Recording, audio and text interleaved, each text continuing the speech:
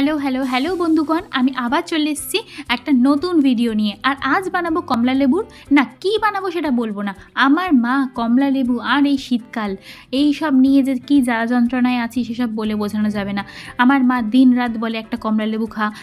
সকালবেলা ঘুম থেকে ওঠা থেকে রাত্রিবেলা শুতে যাওয়া পর্যন্ত আমার দিন রাত আমার মায়ের মুখে একটাই কথা যে বাবা বাজার থেকে কমলা লেবু এনেছে, না খেলে রাগ করবে, তুই কমলা লেবু খা। দিন রাত এই শুনে শুনে আমি অতিষ্ঠ হয়ে যাচ্ছি। তাই আজ ভাবলাম সব কমলালেবু একসাথেই খেয়ে নেব। তো ফার্স্টেই আমি কমলালেবুর রসটাকে বের করে নিলাম। দানা থাকা যাবে না, তাই দানাগুলোকে আগে বের করে নিতে হবে। আর খোসাটাও ফেলা যাবে না, কারণ এটাতেও মা বকবক করবে, তাই খোসাটাকেও টুকরো টুকরো করে অল্প অল্প কেটে নিয়েছি। কিন্তু এটা কী করব সেটা পরে দেখাবো।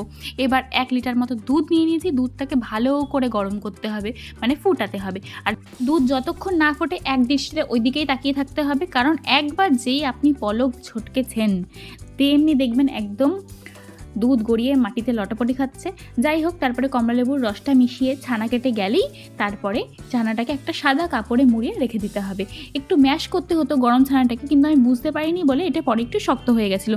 তো তার সাথে একটু অরেঞ্জ কালারের ফুড কালার মিশিয়ে আমি একটু গোল গোল গোল্লা পাকিয়ে নিলাম কিছু। যদিও একটু শক্ত হয়ে গেছে, কিন্তু কি আর করার, এটাকেই নিয়ে কিছু করতে হবে। যাই হোক, 1 বাটি মতো চিনি নিয়ে নিয়েছি। চিনিটাকে গরম জলের মধ্যে দিয়ে দিলাম। আর অ্যাড করেছি একটু ভ্যানিলা এসেন্স আর একটু অরেঞ্জ কালারের ফুড কালার। আর ওই যে কমলালেবুর খোসাগুলো একটু কেটে রেখেছিলাম সেগুলোকে দিয়ে দিয়েছিলাম। তারপরে যখন একটু টকবক করে ফুটতে শুরু করেছে জলটা, তার মধ্যে আমার রসগোল্লাগুলোকে দিয়ে দিয়েছি। এই যা বলেই ফেললাম কি বানাচ্ছি। যাই হোক, আজকে বানিয়েছি কমলালেবুর রসগোল্লা। কেমন হয়েছে সেটা তো খেয়ে বলতে পারবে না, দেখেই বলো। আমি একটু নিজেই টেস্ট করে বলছি, একটু শক্ত শক্ত হয়ে গেছিলো, বাট নিজে বানিয়েছি তো ভালো বলতেই হবে। টেস্টের দিক থেকে 10-এ 8 দেওয়া যায়, আর কিন্তু অন্য দিক থেকে একদম জানি না কত দেওয়া যায়, কিন্তু একটু শক্ত শক্ত হয়ে গেছিলো।